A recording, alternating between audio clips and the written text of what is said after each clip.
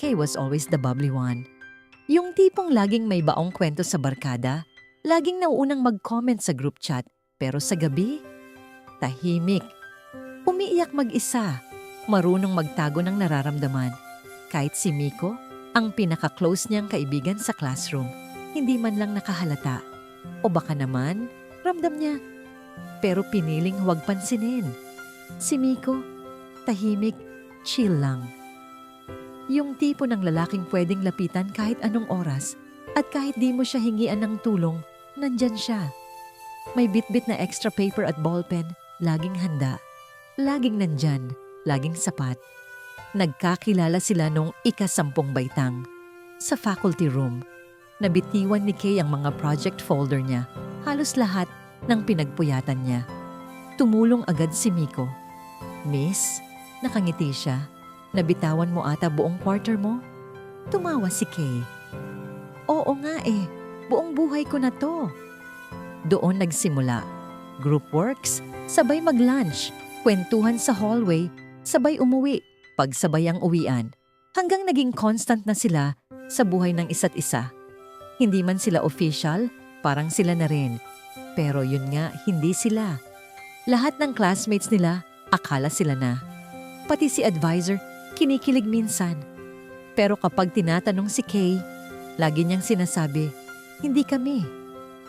Not because she didn't want to, but because Miko never made it clear. May mga moments, yung biglang holding hands sa field trip dahil madulas, pero ang tagal bago binitawan.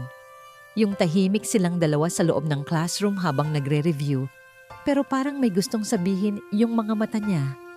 Pero palaging wala ring kasunod. Laging may, teka lang. Noong kaarawan ni Kay, hindi niya in-expect na may dadating. Wala namang usapan, pero biglang lumitaw si Miko sa gate ng bahay nila. Bit-bit ang chocolate drink at isang maliit na sketchpad. May sulat sa loob. Kapag hindi mo masabi, iguhit mo lang. Baka sakaling mas maintindihan ka nila. Sketchpad? Tanong ni Kay. Para sa lahat ng ayaw mo pang i-post, pero gusto mong itago. Simple lang ang ngiti ni Miko, pero may bigat. Kay knew then, kahit walang confirmation, kilala siya nito. Moving up day, huling gabi nilang lahat sa ilalim ng iisang bubong bilang mga senior high students. Nasa likod sila ng gym, may dalang leftover spaghetti at soft drinks. Tahimik na pinapanood ang mga bituin. Kay, bulong ni Miko, alam mo ba ang hirap palampasin ng araw na hindi ka nakikita? Bakit mo sinasabi yan ngayon? Ngumiti siya. Kasi baka next year, hindi ko na magawa. Wala nang kasunod. Tumayo siya, ngumiti, at sinabing, ingat ka sa college ha? At parang ganun lang, bitin na naman. Pagkatapos ng graduation, college applications, at mga bagong kilalang tao, naging mas tahimik ang mundo ni Kay. Natuto siyang tumambay mag-isa sa coffee shop.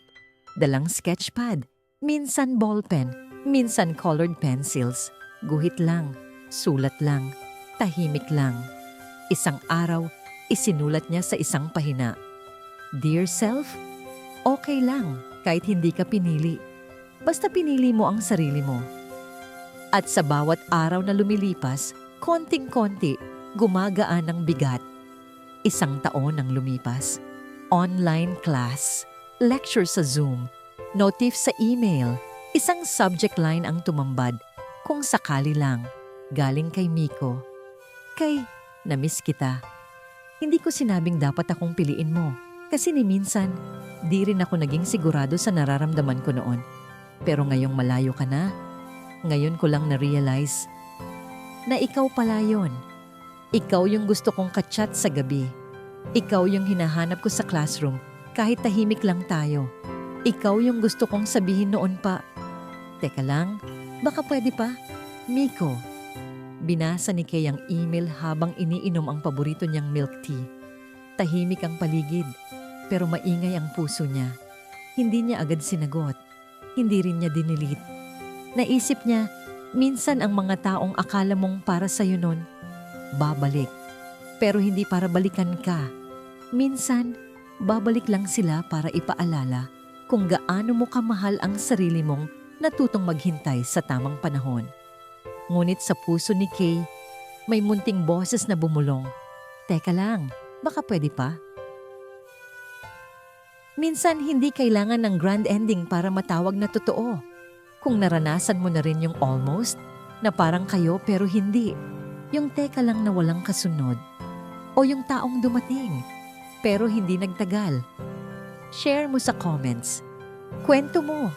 Baka kwento rin ng iba. Dito sa Pocket Hearts, bawat puso may kwento. Hanggang sa susunod na kwento,